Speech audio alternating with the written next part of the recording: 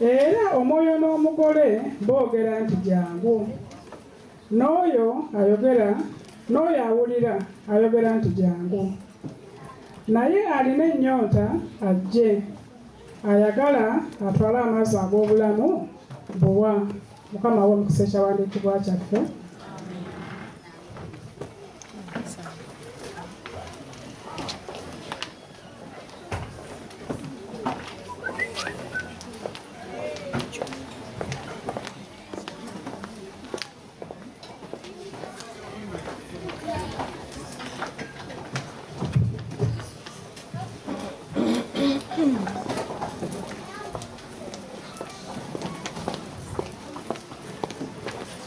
Musibye mutya bannyabo ne bassebo. Bulungi ssebo. Nsanyuse nnyo okubalaba era mwebala okujja mwenna abato n'abakulu. Olunaku olwaleero lwa ttendo era lwa mukisa. Tubadde wano okumala wiiki eziwera 9 nga tuyiga ku kigambo ekikulu ekikwata kukomawo kw'omugole agenda okwetwalira ekkanisa ye gye yafiirira ku musalaba n'agisasulira ebbanja n'agisasulira ebyo byonna bye twakola ku nsi.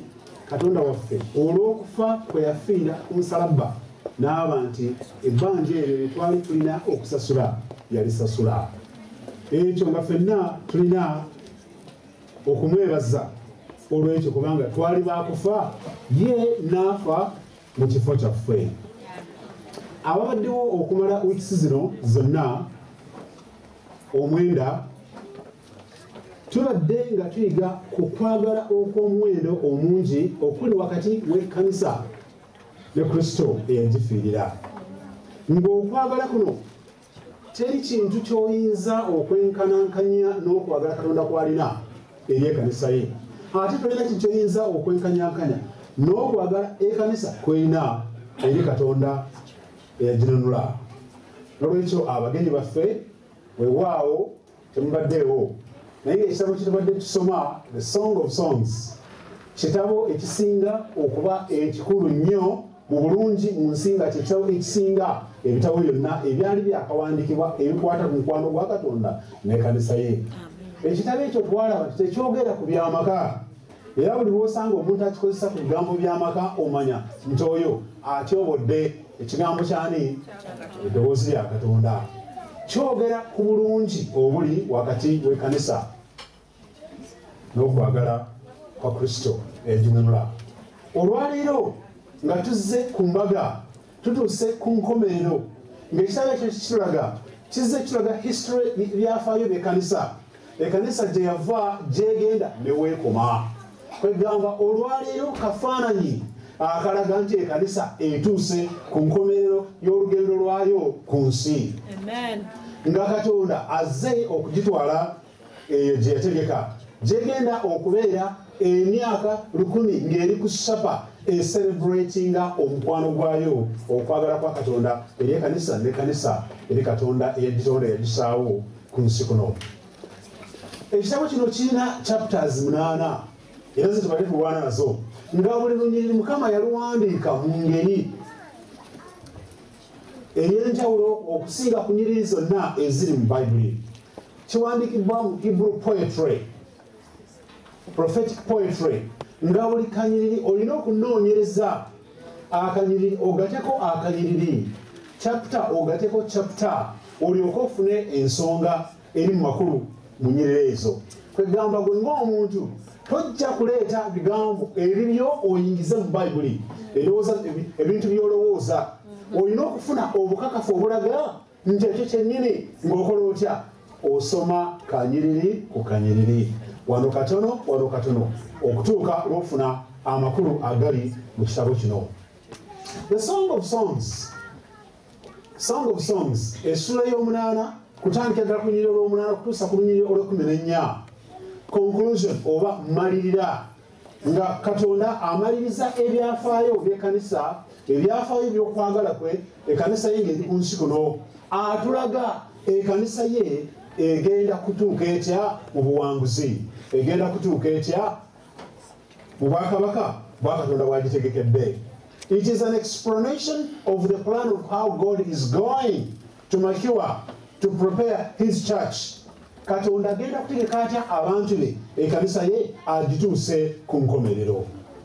N'olwekyo abooluganda, kiraga kyetugendako olwaleero ku ssaawa eno, kiraga God accomplishing and making his church ready for the kingdom. Amen. N'olwekyo abooluganda, twandibadde kati oba ku ssaawa eno twaniriza Katonda oba bakatonda, Omwoyo Mutukuvu, Omwana ne Katonda Kitaffe, nga bajja bamalirize bakole omukolo ogusembayo okuleeta ekkanisa ye.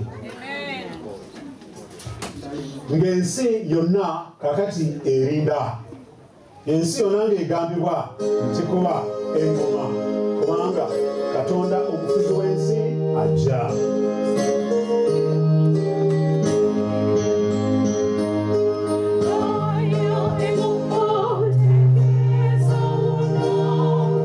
Yes,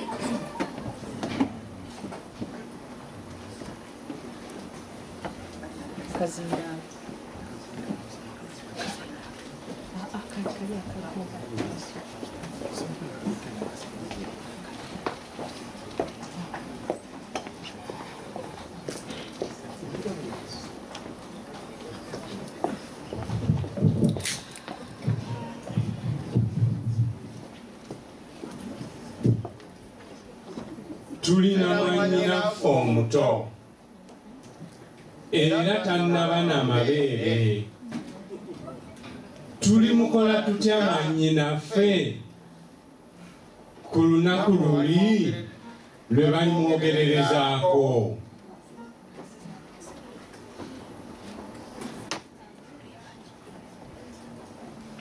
Oluyimba olusinga ennyimba zonna essula ey'omunaana oluyiriri lwa 8. Abo abasajja abasomye ebigambo ebyo oba aboogedde ebigambo ebyo bagambye nti balina mwannyinaabwe omuto. Balimukola batya? Ng'ekiseera kituuse ne bamwogerako. Ekyokuyiga kyaffe eky'essaawa eno kigamba nti omugole atanaba kutuuka kufumbirwa n'abasajja abasatu abalina okwagala okungi ennyo abatayinza kulindirira. Abasajja abo abasatu abalina okwagala okungi bagambye nti balina mwannyinaffe oba mwannyinaabwe omuto. Kiki kye bategeeza okuba nti tulina mwannyinaffe omuto? What does it mean? Ekibaleesaawo mu Holy Sanctuary mu kifo eky'omu ggulu ekisinga okubeera ekitukuvu mu ggulu ku ssala musango nakulaba oba bannayingiza ekkanisa mu bwakabaka bwa Katonda. Bagenza okusituka ne basanga nti ate mwannyinaawe gwe baagala okuyingiza oba okuwasa muki muto. Talina maki? Talina mabeere. Gwe bagambe nti talina mabeere. Kakati, who is this little sister? Gwe boogeddeko. We have our little sister. Talina naki? Na mabeere. Ani oyo? Singa omunoonyeza ojja kusanga mu kitabo kyekimu Song of Songs essula ey'okuna olunyi lw'ekkumi ng'amwogerako. Amwogerako atya? Mu ssula eyo ey'okuna olunyi lw'ekkumi bw'atyo bw'agamba oluyimba olusinga ennyimba zonna essula ey'okuna olunyi lw'ekkumi. Okwagala ku nga kulungi mwannyinazze mugole wange, okwagala ku nga kusinga nnyo omwenge. Amuyisa atya? Mwannyinazze. Bw'atyo bw'amuyise. Oyo gw'ayagala okutwala nno naye amugambye atya? Nti oli mwannyinazze. Mu lunyiriri luno Kristo agamba nti oli gwagenda kutwala mu bwakabaka bwe oba okuwasa mwannyinazze.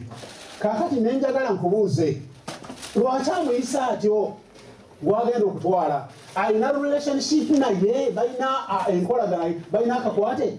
Singa tugenzeeko mu Kubikulirwa 12 olunyi olwokutaano, katugendeyo amangu nnyo tulabe ekiki kyagamba. Kubikulirwa 12 yagenda okusoma olunyiri olwokutaano agamba bw'ati: n'azaala omwana ow'obulenzi agenda okufuga amawanga gonna n'omuggo ogw'ekyuma. N'omwana we n'akukwakulibwa n'atwalibwa eri Katonda n'eri entebe y'obwakabaka. Ng'omugole yali alina olubuto ayagala kuzaala omwana ow'obuki? Ow'obulenzi. Bw'atyo Saali ng'amuyigganya, omwana oyo ow'obulenzi ng'amaze okuzaalibwa n'akukwakulibwa n'atwalibwa ludda wa? Mu ggulu. Kaakati ogenda okulaba oluvannyuma lw'ekyo ekibaddewo, ono maama eyazaala omwana w'obulenzi ate ensolo n'emuyigganya n'alyoka adduka n'agenda ludda wa? Mu ddungu. Gy'amala emyaka 12 nga yeekwese. Ate gy'azaalira omuki? Omuwala ono agenda okuvaayo afumbirwe ono yatwalibwa n'atwalibwa luddawa mu ggulu eyazaala omulenzi ate yeyazaala n'omuki n'omuwala. That means they are brothers and who? And sisters. Ekyo kitegedde kyavudde agamba tulina mwanyinaffe omuki omuto. Ekyo mukitegedde abooluganda tulina mwanyinaffe omuto. Nolwekyo bannange mu lunyiriri luno agamba era amulifaalingako bride ate naye n'agamba nti oli agenda okuntwala is my brother. Bridegroom ayogende nti oyo muganda is my sister.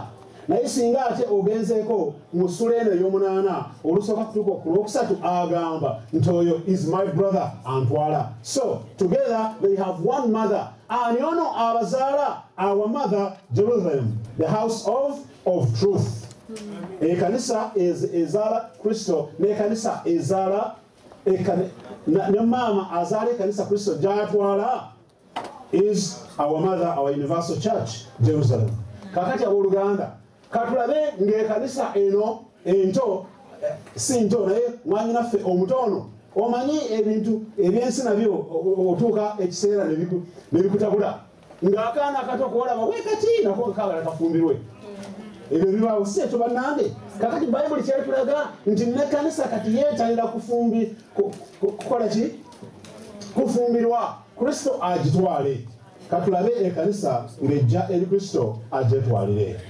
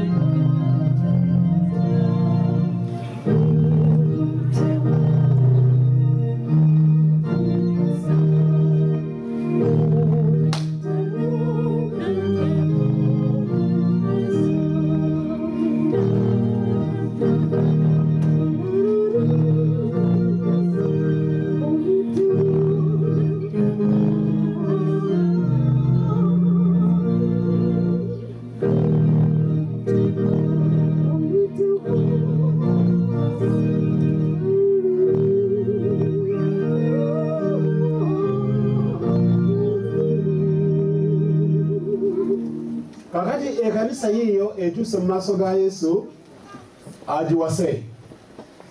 Mulaba mutya? Fantastic. Nandibadde mbabuuza ekibuuzo ani mumu omusajja ategeera mu butuufu ng'alina obwongo obukola obulungi ayinza okuwasa omwana oyo azze bamuwase. Okujjako nga waliwo ekyetabuddeko mu bwongo mu butuufu oyo bulaba nti ku musajja oyo abadde awo ayimiridde ng'ovaayo nti onootwala oyo okiraba otya? Naye ate munnange wadde tubyabanga bintu obitunulira noga nti bino tebisoboka. Bayibuli yo ekugamba nti that is what the church is telling Jesus Christ. Ekanisa bwetyo bweyogera ng'egamba Kristo nkola ki? Ntwala mpasa. I am ready. Take me to heaven. Jjukira nti kuva mu chapter ey'okutaano okweyongera mu maaso okumalako chapters zonna mu Song of Songs zogera ku kanisa eruwa the Seventh Day Adventist Church, the Remnant Church. Amen. Now If that is the remnant church that is being talked about, now that is your picture. Ako kafananyi kako gwenda remnant church. Nga Kristo agamba nti mu butuufu wadde oyagala nkuwase nkutwale mu ggulu, you are still immature.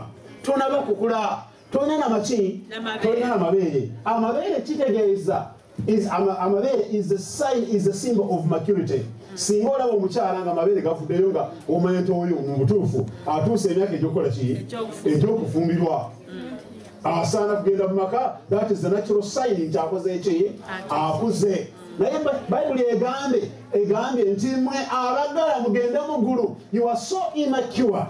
Kakati amabeere gano gategeeza ki mu bunabbi? This is prophecy. Nti nina ekanisa gye nandyagadde okutwala era eyagala nkitwale, naye tetegeera, tenaba kunoonyereza na kutegeera n'amagezi gaayo kweyongera ku ebyo ebikwatagana n'endagaano empya, enkadde n'endagaano empya.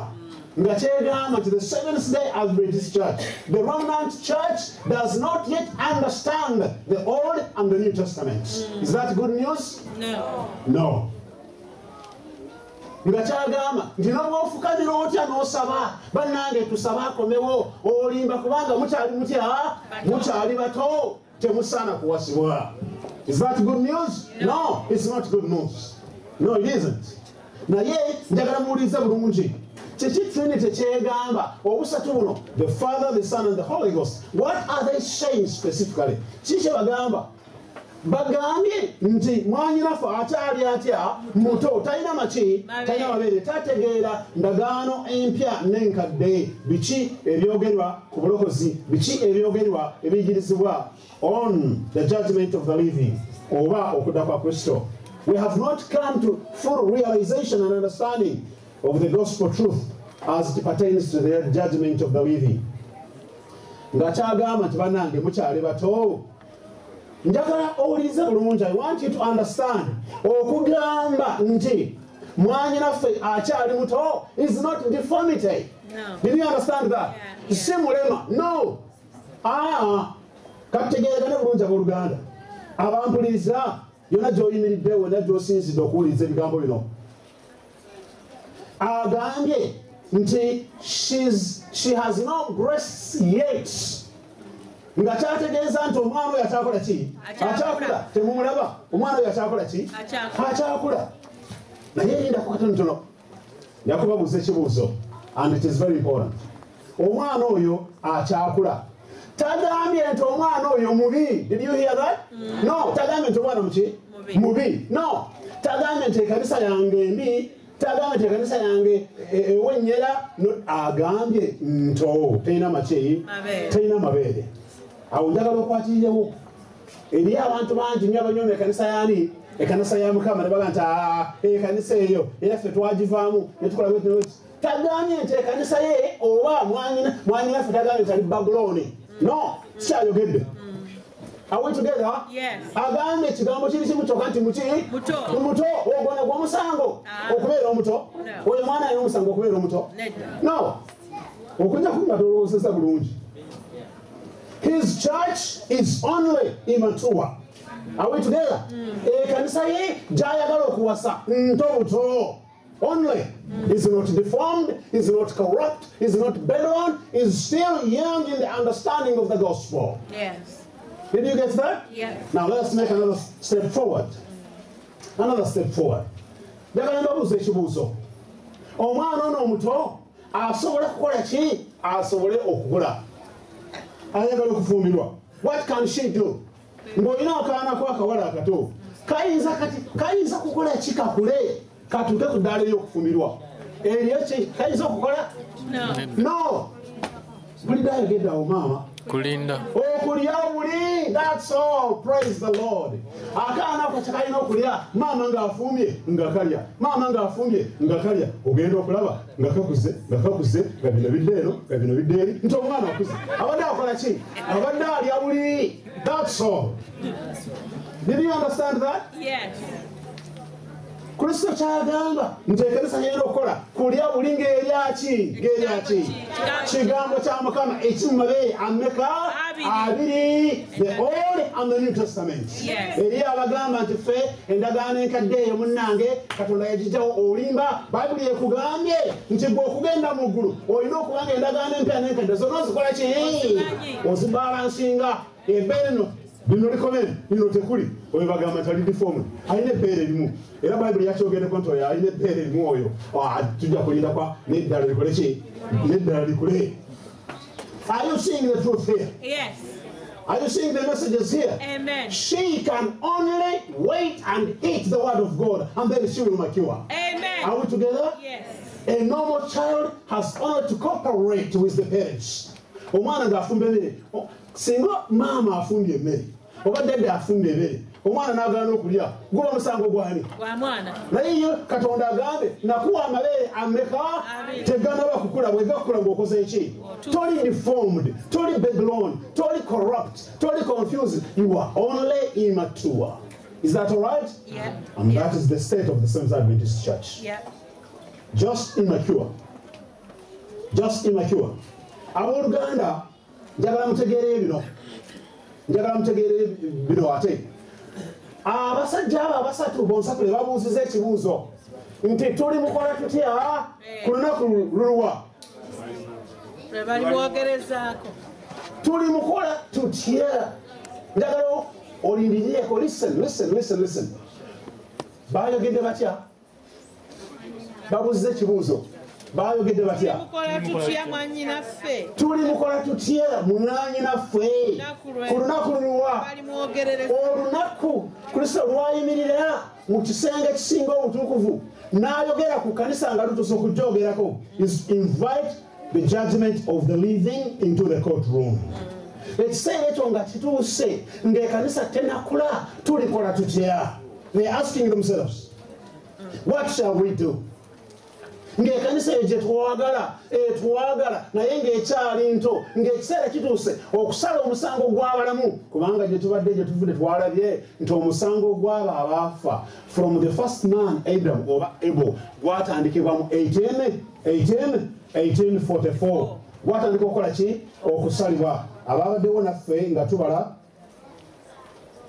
ennaku twakirabye nti Mukama yatuwa guidance n'atugamba nti mujja kukolanga bwe muti era yatuwa in the book of Daniel singa obadde naffe okumala weeks zino zitubadde ku nsi si ku nsi naye wano nga tuyiga Bayibuli singa obadde naffe wandibadde wasomye kyate eyo Daniel kye yatuwa malayika wa Mukama n'anyonyola nti ojja kutandika obale etteeka we baaliweera okulongoosa Yerusaalemi n'okuzimba bbugwe wa Yerusaalemi ojja kubala emyaka obale bw'otyo okutuusa Kristo lwalizaalibwa ate Kristo n'agenda mu ggulu ebyo nabyo ne bibaawo and then in 1844 the judgment shall begin. Singa olisayidi eno ng'otunulayo eri n'amugamba nti ebintu prosesi yonna ejja kumala emyaka 12 bagenda okulaba ababazi ba Bayibuli abasomi ba Bayibuli ne bategeera nti emyaka in the longest prophecy in the Bible, the 2,300 years or days, it starts from 457 BC nekoma 1844 AD. Kwegamba awo omusango gw'okusalira abo abaafa nga bali mu Kristo gwatandikiraawo. Bayibuli neetulaga nti at the present time omusango ogwo guggwa ogumaze emyaka emingi egyo gye tumanyi from then to today. After that omusango ogwo gw'abaafa nga gumaze okusalibwa, then omusango gw'abali mu Kristo naye nga baki nga balamu gugenda okutandika.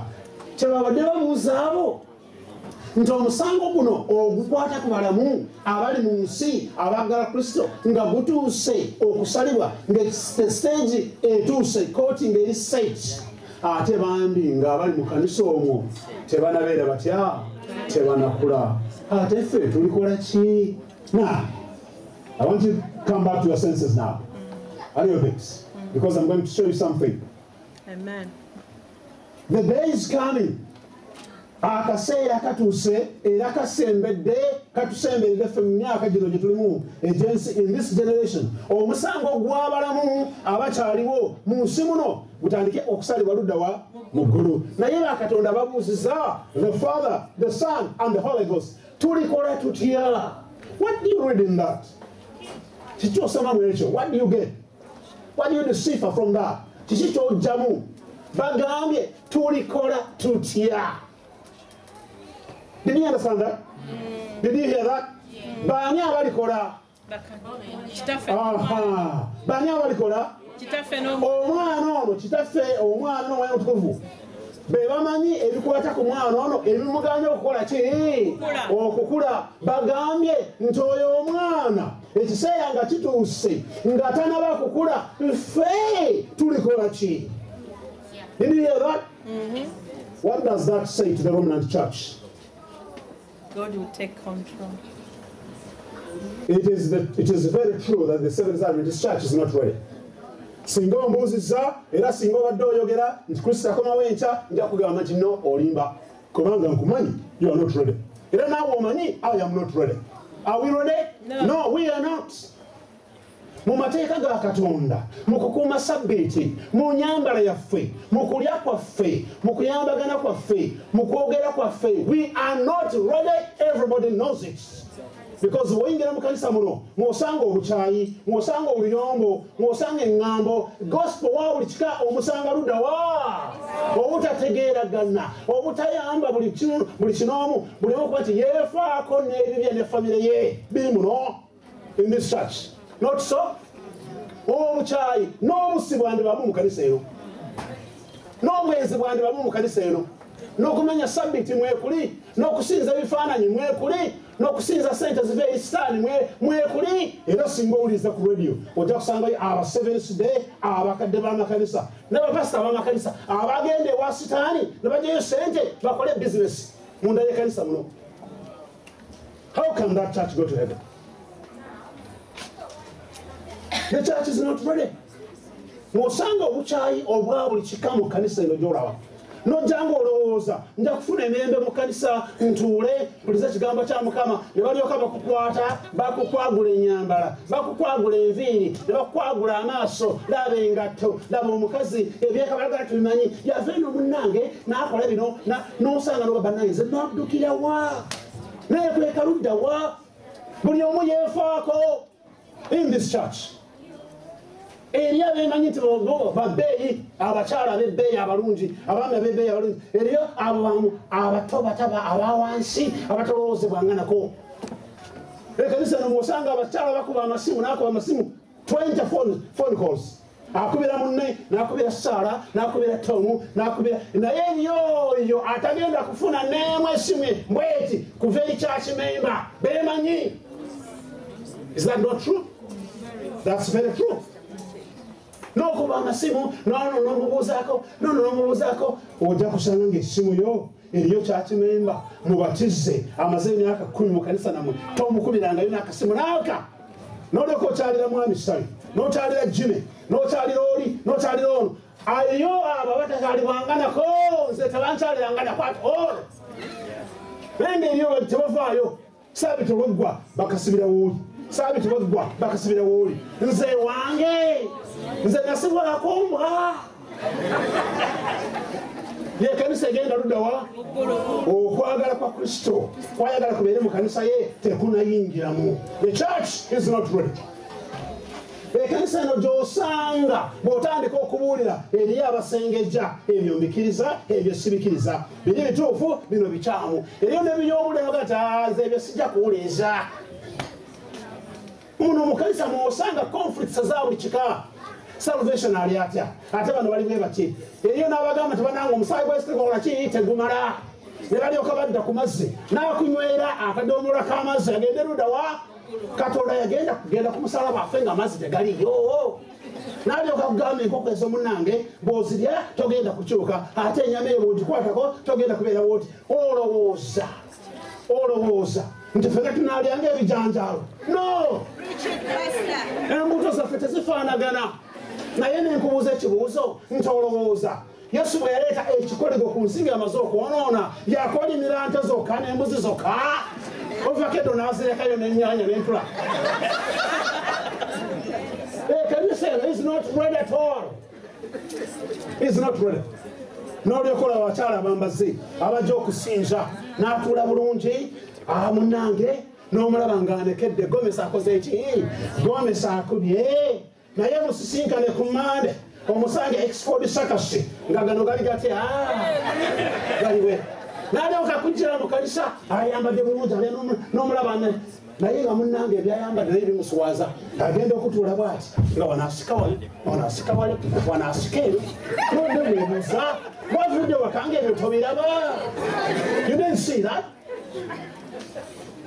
N'olyoka abawulira abagamba nti bannange ebyo mu kanisa tetukola ki tetubikola naye mukyalire ewaka ewuwe omulabe akugambye nti wano tetunywa oyo munnange orange tetumunywa katumuteeke wabbali mukyalire kwawaka okole bwoti mu freeze olabe ne mu fridge ojja kusanga byonna ebyo byagamba mu kanisa tebakola eka gyakola ki gyabikolera ekanisa neebeera etya n'ebifaananyi ebibiri byemutakola mu kanisa naawaka temukola ki temubikolayo.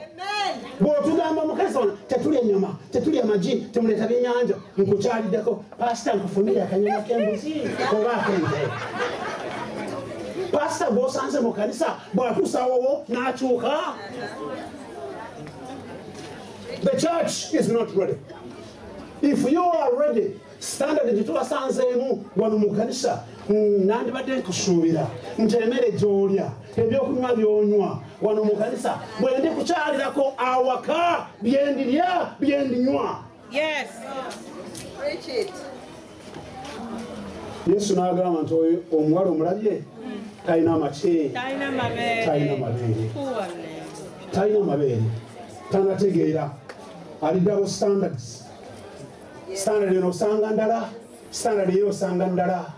Bw'obabeera wano ne bambala bulungi ne bakutambulira obulungi kati bwoka ali omwo mu kanisa eryo n'olulimi lwa sabbiiti ku sabbiiti balina akalimi akasengeje era bwakukubira happy sabbath munnange akikuba ku Friday wakati awo ng'akusaasidde no n'akukubira munaabeera n'ennimi mmeka olwa sabbiiti nolwena kwendala ezisigadde no.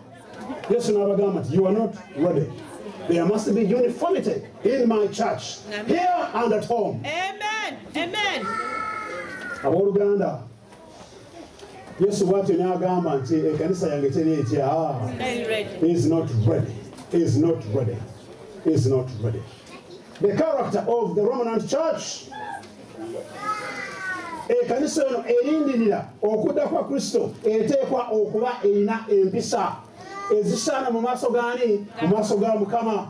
Agamba nti empisa zammwe zikola ki zisaana. Naye munnange oli ayinza okugamba temunange text messages ezo toziweereza ku sabbiiti ezo tuziweereza wakati mu sabbiiti ezo kubanga ku sabbiiti tezikola ezo. Eriyo ebigambo ebikolebwa wakati mu sabbiiti n'ebigambo ebikolebwa ku sabbiiti. That is the church.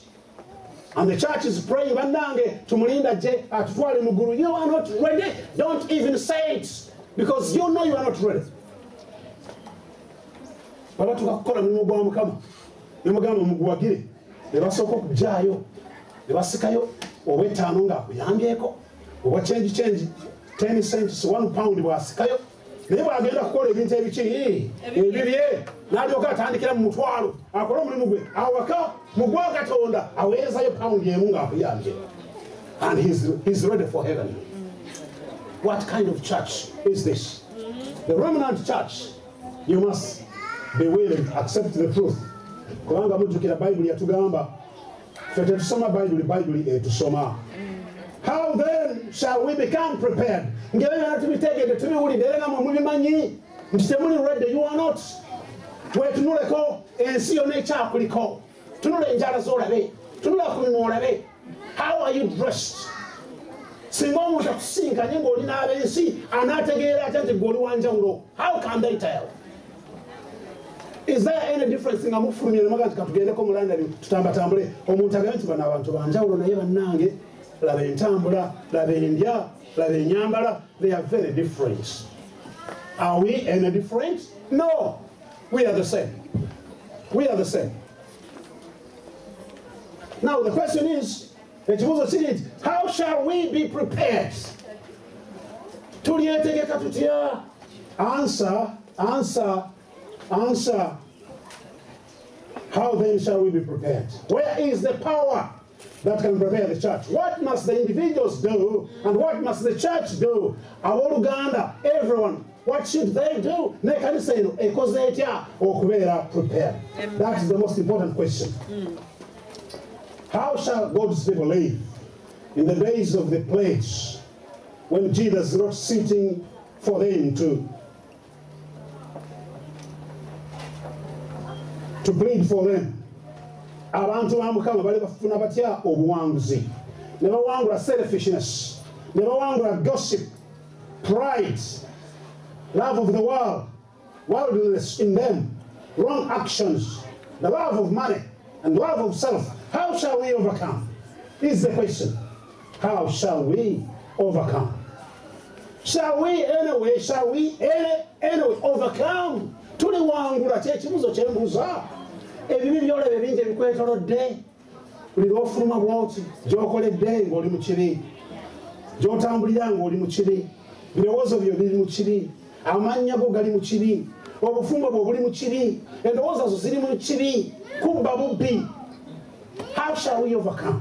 Tuliwangula tutya mu kanisa eno eya Kristo? Weewaawo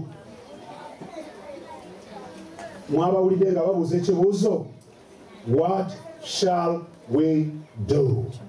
Baani abakola the Trinity. What shall we do when that time comes? What shall we do? The question, I want you to listen to me now. The question is not what shall our little sister do? Did you hear that? Yes. Bible tegamba nti mwanyinafu omutono alikola ki? No. What shall we do when our little sister, the heavenly clock has come to call in his name or her name to come into God's kingdom? What shall the Trinity do? Bible kitegeeza nti oba eriyo ekyokukola oba eriyo ekyokukola ekanisa ye eryoka ebeere ready. Baani abalikikola? Bo bennyini. Kakati ogenda n'olaba aba Seventh Day akugamba nze nkola kino munnange bw'oba n'oba tokoze kino tojja kugenda mu ggulu. Munnange weegendereze ebyo byokola si bye bikutwala ludda wa waawula bali bye bakola ki bye bakola no si bye baagala bali kye bakola kyekikutwala ludda wa mu ggulu. It is what shall we do? We three, what shall we do? What shall we do? Abooluganda nze nanditegedde era nandigambye nti amina. Kubanga it is them that will do something to mature the church. Amen. Did you know that? Yeah. Oba obadde olowooza nti olina kyogenda okukola okole kino okole kiki olyoke obeere mature for the kingdom of heaven. The good news I have for you, please stop that. It is them who will do it. Amen. Kubanga ku musalaba be baakola ki be baakikola. Gye twava mu nsi kweri nga twekwese okumala emyaka 226 baani abaatugyayo twavaayo nga tulininze kwani ono Yesu Kristo era tugenda kuyingira mu musango ogw'abalamu nga tuli kwani nga tuli ku Yesu Kristo. Be balikola, they shall do something.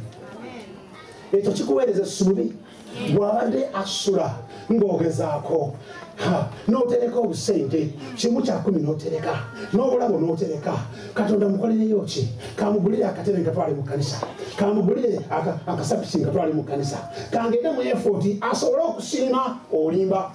Ebyo olikola naye tebikutwalayo awadde birungi nnyo. Bibiriyaga ebirabo byo okukola kwo effort zo okusiima kwo okusaba kwo birungi ddala, genda mu maaso obikole naye jjukira nti ebyo byokola si bye bikutwala wa ate tojja kugendayo nga tobirina ebyo.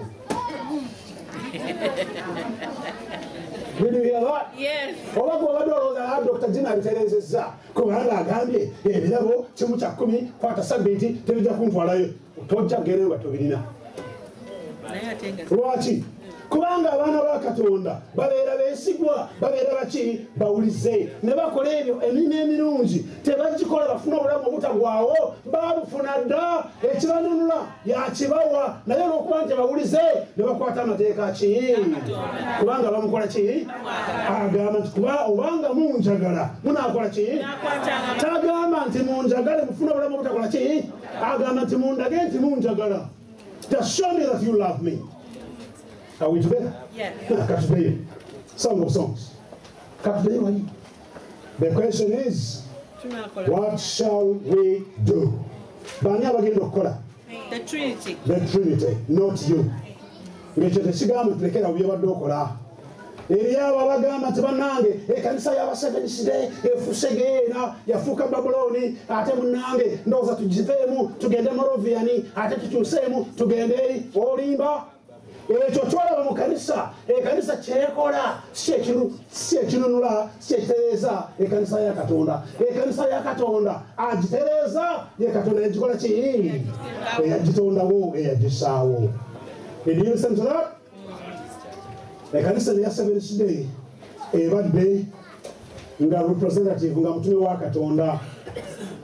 wa Katonda akwatiridde atta amateeka 10 n'atwala okukkiriza kwa Kristo n'atwala enjigiriza egamba Yesu Kristo ali mu kifo ekisinga obutukuvu mu ggulu, nga omulimu gwe tukola enjigiriza gituyigirizamu byetwogera byetuyigiriza teri muntu yenna ku nsi kanisa ndala ebiyigiriza. We have been the custodian of the truth, the custodian of the 10 commandments. Ekanisa ya Katonda eno emwagala era naye agikola ki naye agyagala, era oba eriyo ekintu kyonna ekyokukola ekanisa yemanyi ekyokukola, abasata bebamanyi ekyokukola.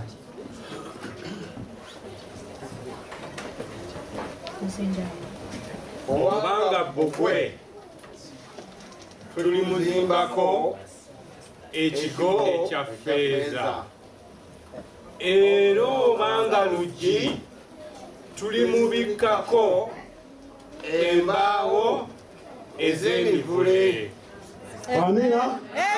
Abasatu bagambye nti bwalibanga kiki nga bbugwe tulikola ki tulimaliriza bbugwe, bwalibeera nga luggi tulikola ki kyonna kyalibeera ffe tulikola ki tulimaliriza, kyonna kyalikola ki haleluya tulikimaliriza.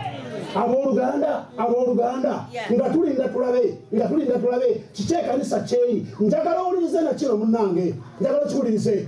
It is not left unto the church to find out what to do. It is left unto the Trinity to find out what to do for the church to make it ready. Amen. Did you hear that? Amen. Obanga kisenge, obanga luggi, kyonna kyalikola ki kyalibeera ffe tulimaliriza bumaliriza. Kyetwagala kumanya nti yeewaayo, kyetwagala kumanya atwagala, kyetwagala kumanya agezaako, kasitaabanga nti agezaako, kasitaabanga nti ayagala, katisaabanga nti abaddewo. Ekiseera nga kituuse ekyokutwala amannya g'ekkanisa eyo mu musango ogw'abalamu, ffe tulimaliriza byonna ebikola ki haleluya ffe tulimaliriza. Kakati nze simanyi oba ekkanisa luggi oba bbugwe, katulabe.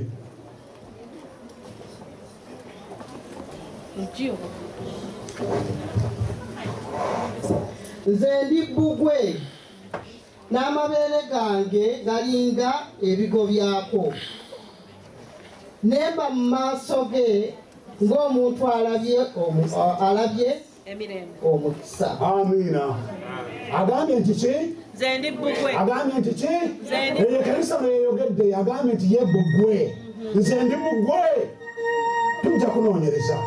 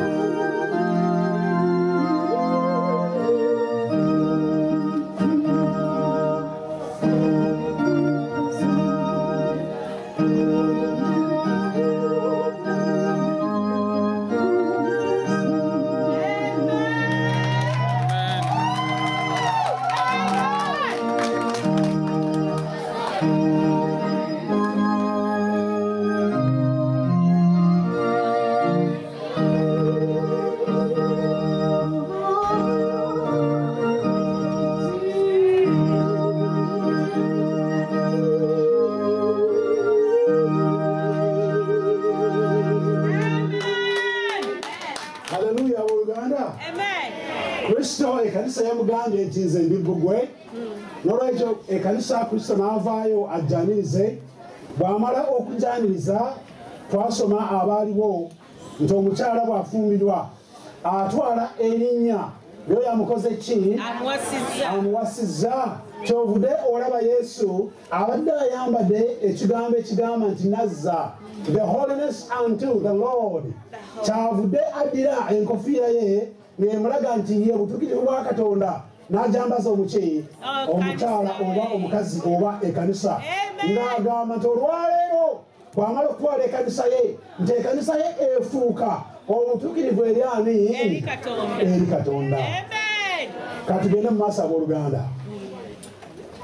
Kansabe abatuuze abantu tukyalina ebifo eno mu maaso tusobole okufuna enough tukendeze ku commotion page. Muleete entebe mu maaso buli omu atuule twefaendi emabega nkyalabayo abantu kati nabo batuula nga entebe gyeziri bannange muzireete. Abakyala bali mu maaso entebe zammwe kambasabe muzireete mutule mu maaso musembere eno musobole okumpulira obulungi. Leete entebe zammwe mwebale nnyo nga mukola ekyo. Njagadde tuddeyo omugole nga tanatuuka nga Katonda amaze okwogera nti ekanisa bwe libeera nga bbugwe ffe tulikola ki? Tuligimaliriza, tulizimba. Kakati katuddeyo tulabe kiki ekisaawe kino kikitugamba. What is the book telling us?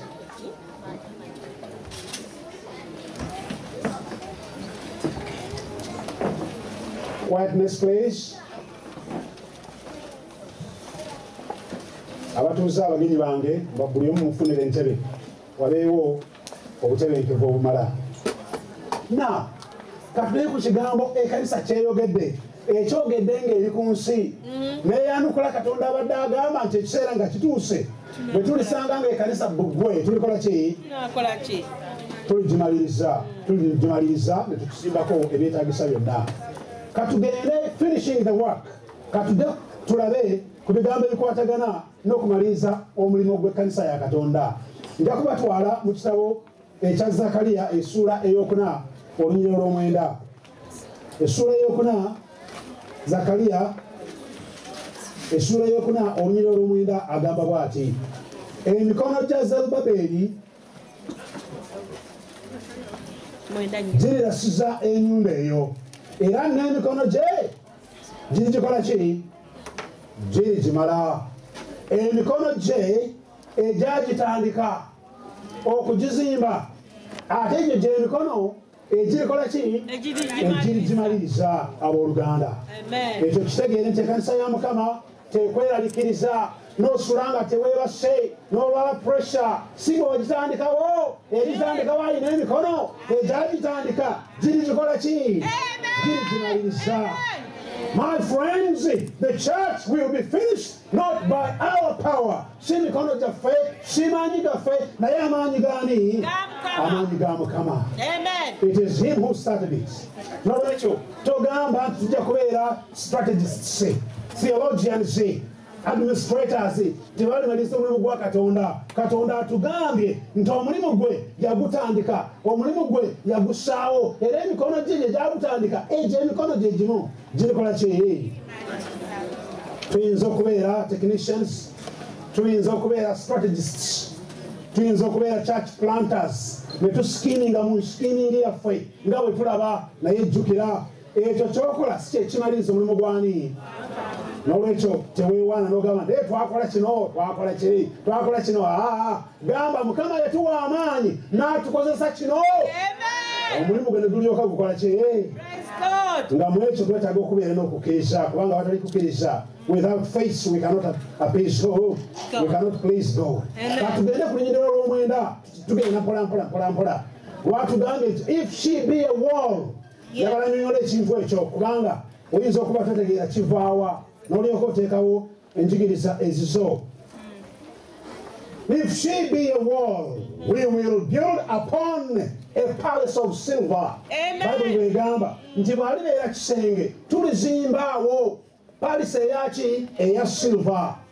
Kikyategeeza mu bunabbi si ne bakitegeeza ekigambo kyani ekigambo kya Katonda tulikozesa ekigambo kya Katonda ekigambo kyange kirikola ne kimuzimba n'anywera kakati n'ayongerayo ekintu ekirala if she be a door bwalibeera luggi we will enclose her with boards of cedar embaawo ez'amaanyi ez'emivule ze tulikozesa okulaba nti anywedde w'amaanyi. Now listen to this.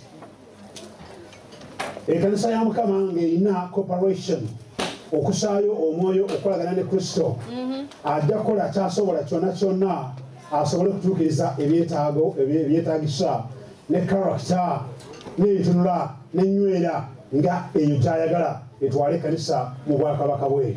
Jjukira Bayibuli egamba nti Katonda ng'akyatandika okutonda ensi Genesis chapter 1 verse 2 nti omwoyo wa Mukama yali amaanyi gye wa ku nsi nga Katonda yakatandika okukola ki okutonda ensi. Nolwekyo ng'agenze ku phase ey'okubiri ey'okuddamu okutonda ensi yayonooneka era omwoyo wa Mukama agenda okumamira ki abantu be. So without that omwoyo wa Mukama amaamira ensi nga yakatonda bweti ng'addamu okugitonda omulundi ogwokubiri Sitaani nga yagimuggyako n'agiza obujja era omwoyo wa Katonda alina okumumamira ki ekanisa ye. Nolwekyo abooluganda kye tulina okukola kulaba nti omwoyo wa Mukama tusaba era tusiiba ne tusaba asobole okukola ebyo byonna ebyetaagisa okutereeza ekanisa ye. Linda katono omukulu ono otunisha asobola okunteekako okunkolako wayalingi tugende mu maaso. Bayibuli bwetyo bweyogedde. Amen. Bayibuli bwetyo bweyogedde nti omwoyo wa Mukama eyatandika ekanisa ye eyatandika ekanisa ng'ensi tennabakoonooneka n'atandika n'amaamira ensi nga yagirabirira ensi bwe yanooneka Katonda n'addamu okugitonda era omwoyo wa Mukama yakola ki era yagenda okumamira ekanisa ye asobole okugituusa ku nkomerero eyo gy'ayagala okugitwala. Amen. Abooluganda si gwe ebyo byokola, it is not your creative work. Si gwe ebyo byolowooza, si ebyo byenkola, si kubuulira kwange, si kwogera kwange, si sente zo okuggyako ebyo Katonda byakola ki ebyo Katonda ow'ekisa byakola. Akantu kano nja kukakwata mu ngalo temufaayo kubanga kalabika nawo bweyavuddeko. Right, we need to go forward. Twogedde nti omwoyo mutukuvu is the active agent, the most parts of the ingredients that prepare the church, and without him we cannot do much. No. Omwoyo wa Mukama ono gwe twogerako akola ki? Listen, omwoyo wa Katonda okutegeka ekanisa ye akola ebintu neziraka kahuuku ako ssebo. Tuli ku kibuuzo tukyerabira.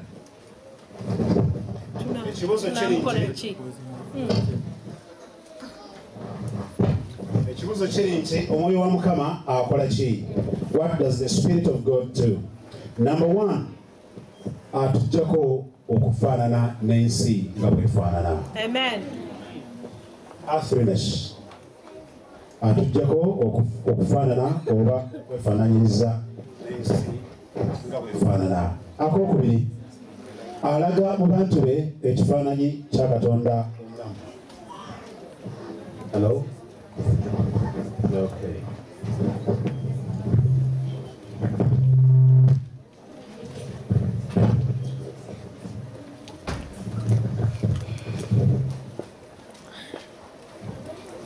Twogedde ekintu ekisooka omwoyo wa Katonda kyakola. Number one, he removes the earthliness of empisa z'ensi, okwagala ebyensi, okulowooza ng'ensi bw'erowooza, okola ensi nga bw'ekola, emirimu gyaffe, mu ndowooza yaffe, ennyumba zaffe, muziki ali mu maka gaffe, engeri gye tweyisaamu ebyensi okwekolako. Bayibuli egamba nti Katonda yatonda omuntu nga mulungi, naye omuntu n'alyoka ayiiye ebintu ebya buli ngeri okwekolako Katonda byatakola ki?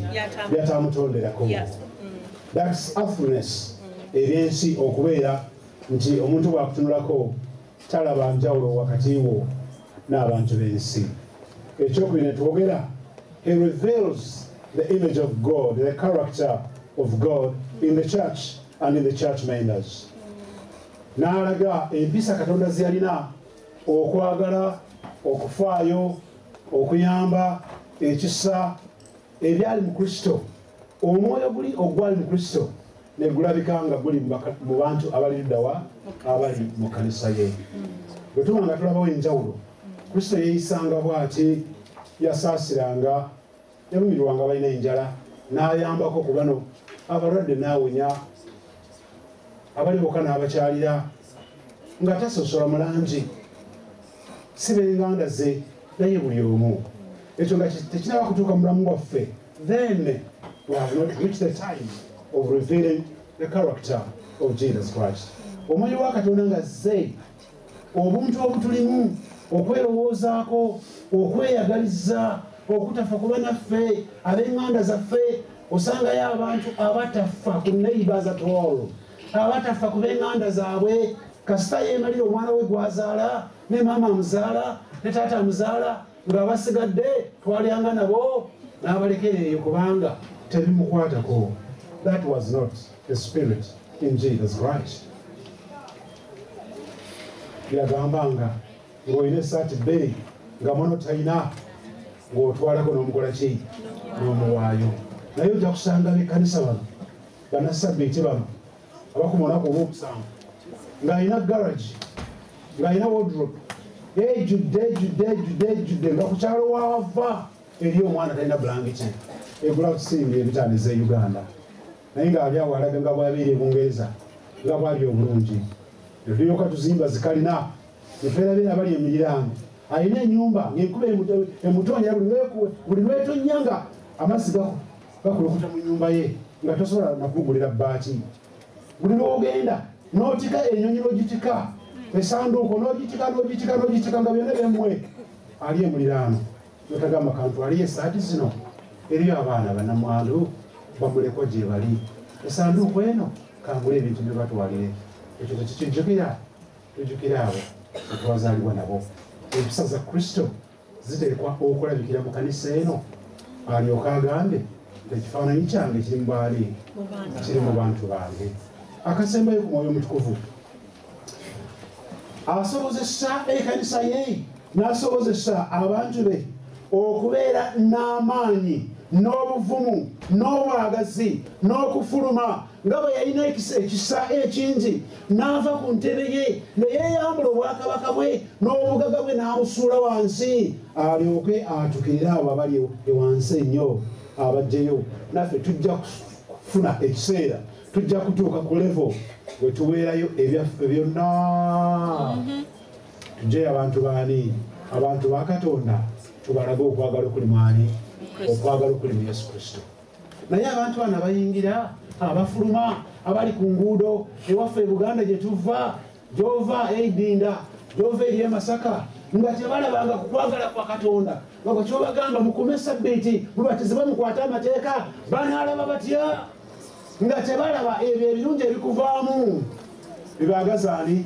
Bibaagaze Katonda wo. Omwoyo Mutukuvu ebyo byonna kyava akyusa n'atuwa empisa ezo zeetaagisa tufuuke ekifo kya Katonda eky'omuwendo. Naye katudde ku kisenge ku bbugwe, katudde ku bbugwe tulabe. There is something very important. We have not seen it, we have not heard about it, but we need to know it today. Abalina Bayibuli ez'oluzungu zigamba, if she be a wall, we will build upon her a tullet, a palace of silver. Simanyi Bayibuli ze mulina za kika ki, what traditions that you have. Naye Bayibuli eri original, erimu ekigambo original kigamba nti bw'alibanga kisenge tulimuzimbako tullets, Tullet. What is that? What is a tullet? Kristo kyagamba nti ngenda kukizimba ku kanisa yange.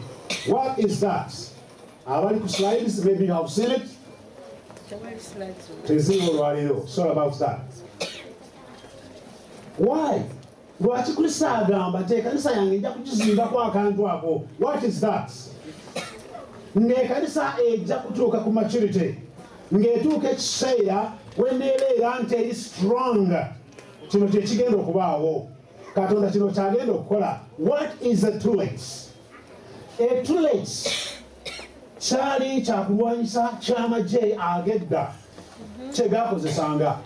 Bazimbanga enyumba etambula nga mpanvu etawa ng'erimu ab'amagye. That was an armored vehicle nga mulimu ebyokulwanyisa munda n'amagye nga gali omwo nga bayingira omwo ng'eteri mulaba aveebweru n'abakola ki n'abakuba amasasi oba amafumu kubanga bali munda mu kiki bali munda mu kigo mu tulet ate nga tulet eno eri muvewo etambatambula ekirala nga mpanvu abalimu basobola okulengera omulabe gyakola ki gyali nga atanatuuka. You understand that? Mutoleto omu ng'amagye gagenda okulwana gona gali luddawa munda omwo n'ebyokulwanyisa. That was mulimi olwaleero in modern language. I will build an armored vehicle on top of my church. Amen. Nga Kristo kyagamba nti ekanisa yange I'm going to make it an armored vehicle. Ekole ki etwale omulimo nga munda mulimu amaki mulimu amagye gange agalengerera ewala ebigenda ludawa okubaawo mu nsi. Amagye ago galyoke gagende galwane gawangule ensi nga geetooloddwa ekigo ekitayinza kuyingirwa mulabe yenna. Amen. Do you understand that? Amen. Hallelujah. Ladies and gentlemen. Amen. Kiki ekanisa kyegamba nti at that point ekanisa ya Mukama egenda okubeera so militant ng'akanisa ndwanyi ng'amagye gonna gali luddawa wansi munda y'oluko ya bbugwe Katonda gwakoze eki gwazimbye nga terina kye batya balitambula bayingire mu mayumba bamenye sengenge bamenye fences bayingire mu parliament bagende mu masomero bagende mu malwaliro nga bagamba muguleewo. We have a message for you now. Amen. We have a message for you now. Praise God. Kyegamba my church is going to become so militant. Olunyi olw'okumi n'atugamba it is a militant army with banners. Nga buli omu akute Bible agamba the time has come. Awasa omugole akola ki ajja. You have got to listen to us. Nga teri atya ekiseera ekyo nga kituuse. Teri agamba n'agenda ku shifti. Teri agamba ndi mukoowu. Teri agamba ndi mulwadde. Teri agamba nze simanyi ebyo byabasumba bebabitegeera. Ekanisa yange nga buli agirimu yenna mulwanyi nga talina kyakola ki kyatya. Amadirisa ge baagatuga nti mugguleewo. We must enter that. Kubanga we must deliver the loud cry to every individual. Buli omu asalewo okukkiriza oba okukola ki oba okugaana. Each one must make an informed decision. Ng'amaze okuwulira, ng'amaze okulaba, ng'amaze okutegeera kino kye kigenda mu maaso kubanga tubalabudde tubagambye something is coming. Tuli munda mu tule tubagambye awasa omugole akola ki ajja. You have to be ready. Now, sudden maturity.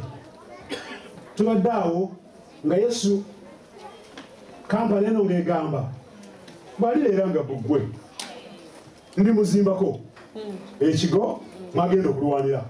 Tugenze okukola ng'omugole agamba nti ndiki abadde omwana omuto.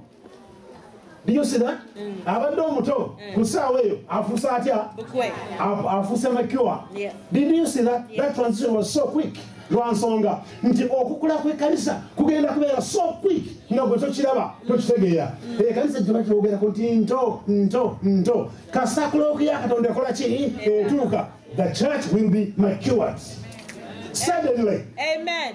Mwabaddeyo nga mukola ebyammwe muli eri mubuze nti bannange ekkanisa ebadde ki nze ngentabudde gundi yagenze gundi akola ki gundi akola. Ekkanisa ekoze ki? The church has matured now. It is ready. Katugenda mu maaso kweyongereyo abooluganda. That is sudden maturity. Naye abagenda okubeera suddenly matured are those who are already ready. Chance, opportunity favors those who are prepared. Did you hear that? Church, opportunity favors those who are prepared. Omukisa gujja naye gusooka kukuba abo oba okutuuka kwabo abeetegese obulungi nti gwatuuka n'akola ki n'agumya okola n'agwetwalira. Bw'obanga obadde tosaba ng'obadde tosiiba ng'obadde tokola efforts towaayo birabo toyamba mulimu gwa kanisa towagira bubuulizi tolina kyokola togamba naawe nti ogenda kubeera suddenly ready. No. Jjukira abawala bameka 10 abaali ready Katonda be yayamba okuyingira luddawa abatali ready tebayingira luddawa kumbaga. So readiness depends on how ready you are. If you are getting ready now, mukama agamba nti obadde okyazimba wezimba mu Kristo wezimba ng'okola kiki okola kitundu kyo. You are my winning people. Okola kitundu kyo ekiseera nga kituuse Katonda ajja kukola ki ajja kumaliriza byonna. Naye bw'obeera nga gw'oli awo byafa nga nkoze eki nga mwendi tufaayo anakukola atya everyday when you have not been doing what you are supposed to do. Do you see that warning? Now let us move ahead now a little bit. That is how complicated and significant and difficult this book is. Let's move ahead. Why does the church say that I am a wall? I am a wall. Why? Lwaki omukyalo oli ekanisa ebadde suddenly ready tegambye nti ndi luggi. Jjukira Yesu yali mubazzi waki wambaawo. Omulimu gwe yakolanga kwali kuyamba ku buzimbi, kwali kukola nziggi. Ng'omulimu gwasembangayo ng'enyumba ogizimbye kuteekako ki? Kuteekako nziggi. Ekanisa emugambye nti I am a what? Ndi bugwe. Why? Why? Let us find out why. Let us find out why. Yerusalemu ng'ekiseera ky'okugizimba kituuse. Ekiseera bwe kyatuuka Katonda n'alagira n'agamba nti mugende muzimbe Yerusalemu mugizeeyo kubanga amagye g'ensi gaali gagyonoonye. Nebukadneeza yali agikubye n'agiwa wansi n'agyonoona n'amagye n'abantu abalala. Ekiseera ne kituuka ne bagamba nti mugende mulongoose eki Yerusalemu. Bwe batandika okugirongoosa omanye ebyaliyo. Daniel essula y'omwenda yali egambye singa osomyeyo Olunyiriri 25 lugamba nti ekiseera ng'oli kabaka alagidde okuzimba Yerusalemu twakyogeddeko n'alagira mu mwaka ogw'457 BC mugende muzimbe Yerusalemu era n'ateekawo completion yaliwo mu mwaka ogwa 408 BC. Nga batandise okugirongoosa awo bagirongoosa batya? Bwe batandikamu bati okugirongoosa ensi nebakyawa abalabe ne babetoloola ne baga nti abalongoosa Yerusalemu mugende mubatte. Ne batandika okulongoosa Yerusalemu bagirongoosa batya? Wuliriza bino munnange kubanga bino bikukwatako. Katugende mu Nehemiya 6. Nehemiya 6 kino kyagamba bw'otuukawo Nehemiya 6 kansome olunyiriri olw'omukaaga katusooke mu 15. Nehemiya 6 naye wuliriza babagambye mugende muzimbe etteeka liweereddwa. Naye olwatuuka Sanibalati ne Toyiba n'Abalabu n'Abamoni n'Abasadusodoni abo bonna bwe baawulira ng'omulimu gw'okuddaabiriza bbugwe wa Yerusaalemu gugenda kweyongera mu maaso ne basalawo bagende omulimu baguziize, bagende bagwonoone. Bonna ne basalawo okujja okulwana n'aba Yerusaalemu n'okubasaasa n'okubakola ki? N'okubasaanyaawo bagezeeko babalwanyise babalemese okuzimba Yerusaalemu. Kiki ekyavaamu? Ekyavaamu abaali bazimba bano abaana ba Katonda ne basalawo tujja kuzimba wadde mwagala kututta mutulemese. We are going to build Jerusalem kubanga Mukama yatuwa ki? Yatuwa etteeka. What came out? Biki ebyavaamu? Ebyavaamu bye bino bagamba nti oba bagaanye nti bagenda kumuzimba bazimbe ekanisa yekaalu bazimbe ekibuga bazimbe ne bbugwe, we are going to kill all of them. Kati bano kiki kyebakola?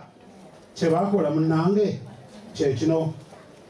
Olunyiriri 16 tukyali mu Nehemiya olwo essula ey'okuna 6 tuli mu n'abadde nsoma mu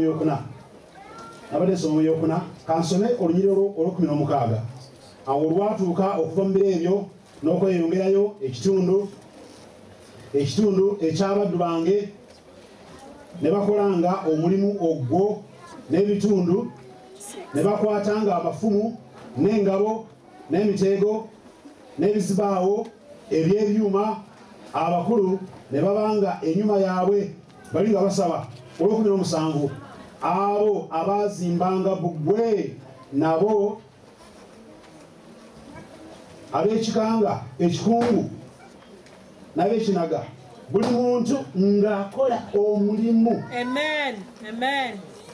mu mukono gwe gumu nga mulimu ekyokulwanyisa, mu mukono gwe omulala nga mulimu etafaali na simenti, naye ng'omukono omulala gukutte ki? Ekyakulwanyisa. Balwanyisa baluwa? Abajja okubagana okuzimba ki? Yerusaalemu. In one hand amatafaali, in one hand omusenyu, in another hand sipiya, omuggo, amayinja. Balwanyise bali. Mirako, manyi mirako yaliwo mu kulwana okwo? Bayibuli egamba mu ssula y'omukaaga, uliriza bino, bbugwe gye tuliko, ssula y'omukaaga olw'ekumi n'ettaano, bwe kityo bbugwe n'agwa okukola, n'aggwa okukola, si ekyo? Ku lunaku olw'ama25 olw'omwezi Eriru, mu nnaku ez'amakumi, mu nnaku ezi 50 mu meka? Mu nnaku meka? 52 days ne tumaliramu bbugwe gye twazimba nga tukutte ebitala ate nga tukutte amatafaali ne simenti nga bwe tukola ki? Ekanisa egambye nti ndi bbugwe, kubanga ku nkomerero ya byonna mugenda okukwata ekitala kya Katonda. Muyimirizeewo ekanisa ng'omulaba abeetolodde okubakola ki? Okubazikiriza nga kyagamba I am that very church eyazimba eyakola ng'erwanyisa omulabe ng'ekutte Bayibuli mu ngalo nga munekutte ekitala, nja kukwata ekitala kyange ekya Bayibuli nkole omulimu wadde ng'omulaba akola ki? Ayagala kutuzikiriza. Did you see that, friends? Ekanisa n'eryoka efuuka bbugwe n'ezimba omulimu ne gugenda mu maaso. Now, final harvest, omulimu ogw'okukungula ogusembayo etutwala mpola etutusiza Song of Songs mu lunyiriro 11 up to 13 etugamba etya? The bride of the church speaks. Ekanisa n'egamba bweti, wuliriza kubanga kikukwatako. Solomoni oba Sulemaani yali alina ki? Ate alina Bayibuli aliyo. Yali alina olusuku lwe lwali luddawa olw'emizabibu, luddawa Ebalamoni. Ani asomyeyo? Balakamoni, soma oba otuuse. Sulemaani yalina olusuku lwe lw'emizabibu e Balakamoni. Yasikira olusuku abalimi. Olw'ebibala byamu buli muntu yasalirwa ebitundu ebya ffeeza 10. Olusuku lwange olw'emizabibu olwange luli mu maaso gange. Gwe Sulemaani onoobanga n'olukumi olwo. Nabo abakuuma ebibala byamu 10. Gwe lidiryakwawo simanyi oba ekyo mukitegeera kyagamba. Sulemaani yali alina olusuku lwe. Sulemaani erinnya Sulemaani abatabaddeewo abatwegaseeko, it means the Prince of Peace, the Prince of Righteousness, Jesus Christ. Olunyiriri lugamba nti Kristo yali alina olusuku lwe. Ayogedde ekigambo wali, tusome maama mu Luganda. Baluhamoni. In English, Baluhamoni. Yali alina olusuku lwe e Baluhamoni. Eyo yewa olusuku luno gye luli gye tulusanga. Ekigambo Baluhamoni kitegeeza in the world of multitudes, awali abantu abangi nnyo. Kristo yalina olusuku n'alyoka ateekamu abaki? Abakozi. Bw'amala okuteekamu abakozi n'agamba nti mwe mugende, buli omu anaaleetanga 10. Did you hear that? Naye bali be yateeka mulimu n'abagamba nga buli omu aleese 10 ajja kutwalako 2. Did you hear that? Did you hear that? Wa in the world, mu nsi Katonda yali alina mu nsi muno awali multitudes. Baluhamoni mu Ebrania, it means a place where there are multitudes of people. Mu nsi, ensi twagisomyeko ababaddewo ng'efaanana etyo. Yalina abakozi be n'ateekawo abakozi abasooka abayudaaya abeegaana omulimu abadde ku kifaananyi wali AD 34 bakwata amayinja ne bakuba omusajja oyo amatafaali ne bamutta Stephen. Era singa otunulira scroll ng'avudde ku musalaba eri mu koona pointer yiyo eri mu koona Yesu afudde. Gentiles have taken over the work batandise okukola omulimu gw'okubuulira enjiri bakutte Yesu Kristo bakutte Stephen bamukubye amayinja beegaanye omulimu Mukama gwe yabaweereza mu ssaawa zebawa esatu okukola omulimu ogwo. Ekkanisa Ale Church beekwata omulimu netandika ogutwala mpola okutuusaawo Roman Catholic Church papase neeyoka egikwata neegaana amazima neeyokya bayibuli neegoba abantu netta abantu abawera miliyoni 5 ez'abakkiriza. Ekkanisa neegenda nedduka neyeekweka negenda mu nsiko ng'ekyali mu nsiko the Ale Church at noon of the day, noon of the gospel, Mukama n'anoonyayo reformers betulengedde awo amadaala gaabwe gaago ekitabo kyatugamba nti mbalengerera mu madaala buli omu ng'akolako ekitundu kye mpola nga bakkira buli omu ng'ayongerako reforming the church of God up to Millerites, up to the Roman Church, the Seventh Adventist Church.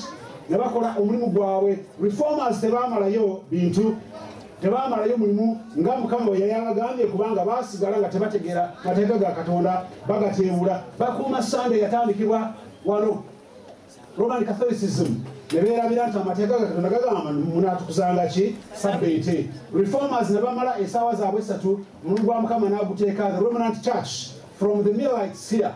The Roman Church, William Miller, Roman Church, from the hour of 3, sawa y'omwenda ne batambula bwe batyo okutuusa wano waayitira a call within a call. Wano, that is Matthew chapter 20. Wano n'akola in the Roman Church kubanga omulimu gwali mu basumba ne babuulira ne bakola kino ne bakola kiri nga balabe tulidde baagala bawulirize Pastor Jimmy ng'ayogera tebaagala kufuluma. Amaanyi ga Katonda nga gazze the latter rain enkuba eyatandika omulimu wano Ale Church. The day of Pentecost bweyiika wano abantu bonna ne bagenda ne bakola ki ne babuulira tebagwekera Pawulo tebagwekera Petero bonna bagenda ne bakola ki ne babuulira. That rain, that was the former rain, the day of Pentecost ng'amaanyi ago gagenda okudda gaddire wano the 11th hour gatandikirawo ekkanisa yonna neetabuka neefuuka the tulips neefuuka ekigo kya Katonda kyategese omuli ebyokulwanyisa buli omu ng'alwana ng'aleeta bameka 100. Kanzire ku ekyo kubanga amawulire amalungi gye gali nnyo saagala mugasubwe. Bayibuli egambye Sulemaani mu musiri gwe yateekamu abakozi abo buli omu aleeta bameka 100. Nti naye abakuuma emizabbibu abakuuma abantu bange buli omu anaatwalangako bameka 2 nga Song of Songs kyetugamba nti omulimu gwa Katonda is a shared business. Amen. Did you hear that? Yeah. God's work is a shared business. As long as you are involved, you are not wasting your time, you are gaining shares. Amen. Buli sente gy'oleeta n'oyingizaamu tulowooza nti Yesu atutte 10 lwange atutte 5 atutendeka buli z'oleeta 10 2 ng'ateeka mu ggwanika ery'omu ggulu. Amen. Ng'akola ki? Ng'akuterekera. Bayibuli egamba etya nti abaatuusa bangi Daniel chapter 12 verse 3 agamba nti abo baleeta bangi kuva mu nzikiza ne batuusa mu mazima bali masamasa ngaki ate abatalina kye baakola ogenda okubalaba bambi nga batuuseyo mu ggulu naye nga bali awo balaga nti bantu bali awo tebalina kye baakola wadde banunuddwa baali bakoddo nnyo. Njagadde mbanyumizeyo kano omusajja ono yali mugaga nnyo ng'alina ssente nnyingi yakola n'amala ebiseera bye atambula ddeeyi n'akola omusajja n'akola ssente n'abonna n'atalya nako buli kakola tereka pawundi n'azitereka dola n'azitereka kolona n'azitereka buli kimu n'akitereka ne shiringi n'azitereka. Ekiseera kyatuuka bambi ng'awulira amaanyi gamukoze eki gamuweddemu naye ng'okukola ebyo byonna yali abikolera mwana we yali ayina omuwa obuvubuka. Kaakati ekiseera bwe kyatuuka n'amugamba n'agenda awantu n'agula ettaka eddungi nga mu kifo ekirungi abavu e Kampala mwagala nyo wali bunga tanke hiira awo nakaseera awo n'agula ekifo awo mu nakaseera awalungi n'amugamba mwana wange sente nzirina njagala ogende onzimbire ennyumba ya kalina y'ekitiibwa njagala onoonye style onoonye plan architecture beauty esinga mu nsi yonna onzimbire ennyumba n'agamba sente zonna zoyagala n'akola ki omwana n'agenda omulenzi ono n'afuna abakuba ebifaananyi obulungi ne bategeka ennyumba eno nga mu butuufu n'agirekera dadi n'agamba mwana wange oli oti amagezi okola ki olina mangi nnyo eno ennyumba ensaanira kubanga abonye mu nsi muno n'amugamba nti sente zizo mwana wange genda okole ki genda onzimbira ennyumba omwana n'azikwata zonna nga bwe zaali dollars pounds shillings corona najeyanina byonna byanayira byonna abitwala n'atandika okuzimba omwana omanyi kyeyakola walabanya emotoka ennungi ey'omulembe eyo ng'abula asula mu woteeri omutaddamu egeragenda mu ndala abawala ba buli kika owa ssaawa 5 ow'omukaaga ow'omwenda gonna n'asaasaanya ki sente nga bw'ayagala eri ng'atandika okuzimba no eyamukubira pulani ng'amugamba nti munnange omusinga ogwo gwolaba njagala kugenda wansaawo fuuti kumpi nga 20 agamba bannange bali betwalayo okuzimba naye munnange muzeeyi naye mumanyi muzeeyi akoze eki muzeeyi akaddiye fuuti ali zonna wansi eyo nga tugendayo okukolayo kimukole fuuti ngaawo nga 8 ne bagiteeka mu singi foundation fuuti 8 oli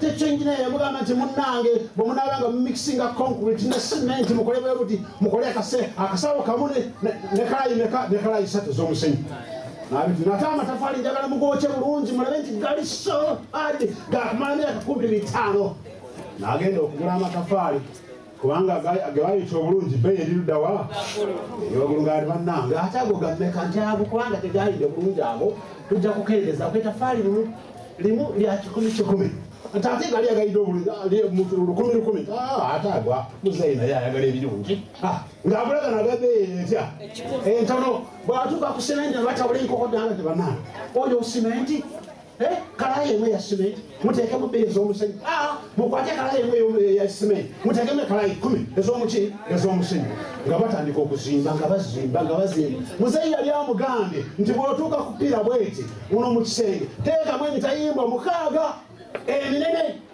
12 mm ng'oteeka omwo nga kyakola bagati bannange emitayimbwa 6 ejo gyonna katuteekemu emeka 4 oba tuteekemu 3 nti ate yali amugambye nti bw'oba oteekamu rings make sure nti ziwera inchi 5 bweziti ng'oteekako ring ngata inchi 5 nteekako ring 1 inchi 5 1 ring ring emu giteeke wano endala giteeke luddawa giteeke awo nga bazimba amabati yamugamba nti laba nti bw'oba okugula amabati gulageddeeyo ennyumu nnyo ate ekitanda nga bakikola ekitanda kinyini slabo laba nti omutayimbwa inchi 4 mutayimbwa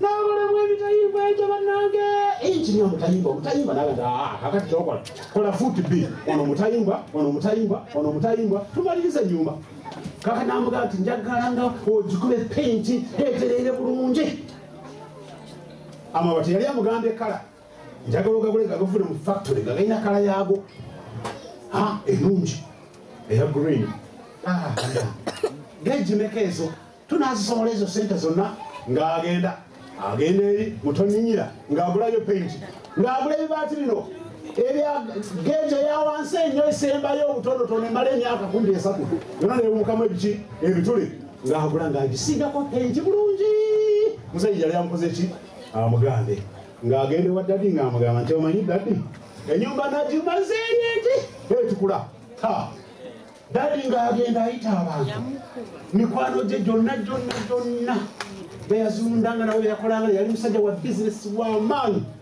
n'agamba nti njagala nkole embaga eriku abantu 10 mutwalo gutya mulamba n'amuwa sente ez'embaga ne bategeka embaga naye omusajja oli muvubuka nga sente zonna ze bamuwa kumbi yakozesako 10% endala zonna nga yaziteeka mu bakazi nakunywa nakusula mu malonja amalungi atomeza emotoka n'asuula eri mu galagi egyo ne batomera n'agisuula mu muleeteyo endala sagala kuvuga enko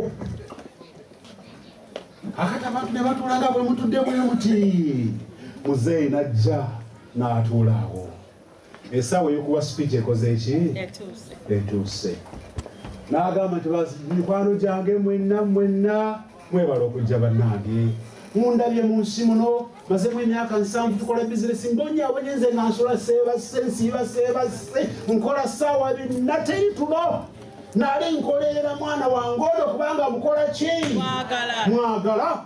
mwagala nnyo era bannange mbayise mwenna abaze wano kubanga omukolo gwaleero njagala mpa omwana wange ekirabo ekisinga ebirabo mu nsi kyali kibaddewo buli omu naakuba muki mu ngalo ne balinda daddi awo omwana ekiki naaga nti mwana wange jangu wano nkwagala nnyo era nabo nnaabona mu nsi muno ku lulwo oguyumba guno gwolaba ogunenne ogunyirira bwe guti ogulungi kalina 3 zonna nzikuwadde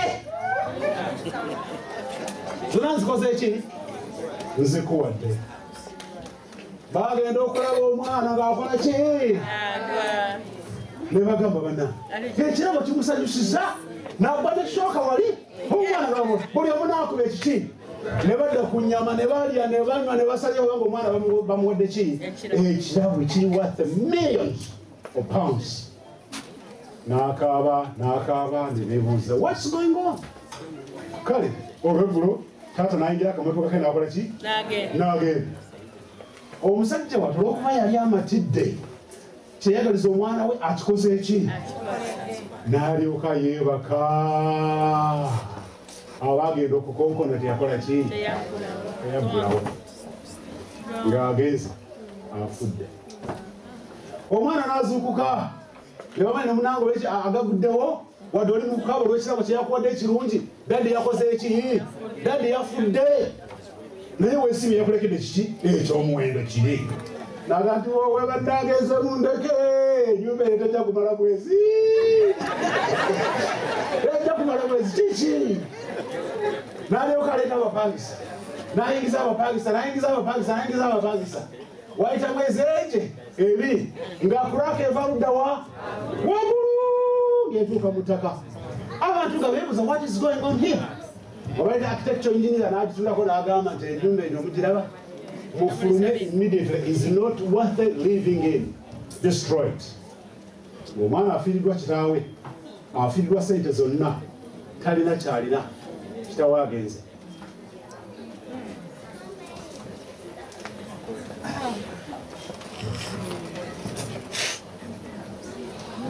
n'obulamu bwaffe obweggulu bwe butyo mukama ayita n'afiira n'atugamba nti bannange mbawadde omukisa Sulumana ayagala 10 bwe munuleeta ng'atwala 8 nga mwemutwala meka nga mutwala 2 nga mugamba nti hanze n'ateekayo pawundi emu n'ateekayo pensi 5 nga buliko oteekayo okateeka mu bwakabaka bwani bwa Katonda okeeterekera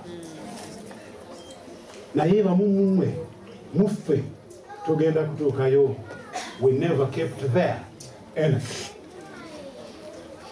We are so poor as we were on earth, so we shall be in heaven.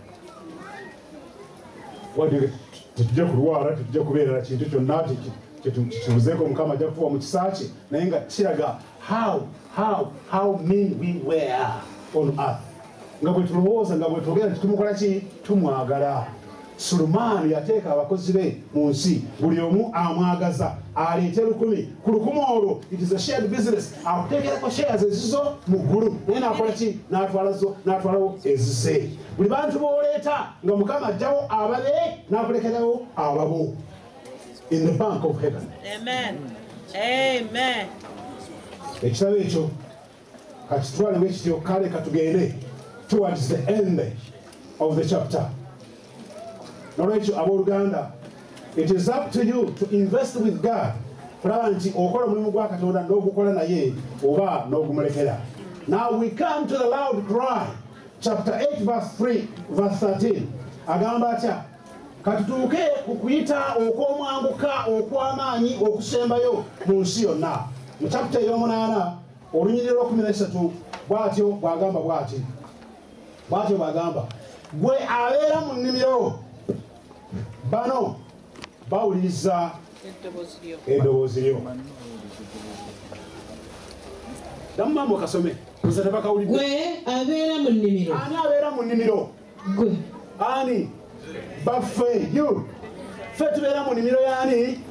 Naye n'agamba atya wali? Soma maama. Banno bawuliriza eddoboozi lyo. Bano bawuliriza eddoboozi lyo. Aha, baluwa. Mu Luzungu agamba, in English, the companions. Ono agamba my companions. Bano bendi nabo bawuliriza ki? They are hearing your voice. Bagamba ki? What are they saying? What are they saying? Bwabeera mu nnimiro. Bano bendi nabo. Bwe kanisa ebeera mu nnimiro awali abantu abangi multitudes. Bano bendi nabo. They are listening to your voice. Amen. What is the voice? What is the voice? The loud cry. Nga tulabula ensi nga tugigamba nti ekiseera anawasa omugole akola ki? Akomawo. Ekiseera kikoze eki? Kituuse. Naye era ekigambo kyayogedde awo wansi. Agambye atya? Agamba bw'ati. Limpulize. Kikyagamba. Cause me to hear it. Cause me to hear it. Gwabeera mu nnimiro. Let me hear you. Kampulira eddoboozi lyani? Kampulira eddoboozi lyamwe nga mwogera. Shouting loud cry. Nga mugamba ensi awasa omugole akola ki? Ajja. You are out now to harvest the world. Mufulumya okukola ki? Okukungula ensi. Nga Yesu agamba bannange, cause me to hear your what? Your voice. Kamba ule nga mukola ki? Nga mwogera, nga muwulira, nga mulabula, nga muyita. Let me hear you. Naye Mukama awulira eddoboozi lyo. Can you cause Jesus to hear your voice? Can you cause Jesus to hear your voice? Oba otuddeawo toyagala kufuluma balina okukwegayirira bw'abeera mu nnimiro. Cause me to hear. Yogera mpulire ndyoke nkole ki? Nsanyuke kubanga agamba nti bw'oyogera buli linnya ly'oleeta nga liyingira luddawa mu kifuba kyange ne kireetera emmeeme yange okukola ki? Okusanyuka. Buli muntu gw'oleeta nga mpandiika erinnya lye. Buli muntu gw'oleeta abataaliwo empagi zino nga Bayibuli egamba nti Sulemaani yali alina empagi meka? 2. Ng'omwo buli mwana azaalibwa n'ayingizibwa mu kanisa basuula omwo kubanga empagi ezo zaalimu ebituli. Nga buli mwana azaalibwa mu kanisa ya Kristo yonna singa ozadde ani ono Nantongo nga Nantongo basuula muli mu mpagi. Ng'empagi ezo zigamba in his strength God shall establish his kingdom. Zezaali empagi ezo Boaz and Jashin. Jashin nga kitegeeza in his strength Boaz he shall establish his kingdom. Ng'amanya buli linnya erizaalibwa mu nsi lyoleese otwalako Yesu atwalako amanya 8 n'osigazaako amanya ameka? 2. N'olwekyo gwabeera mu nnimiro. Let me hear your voice. Ng'oyogera ng'owulira.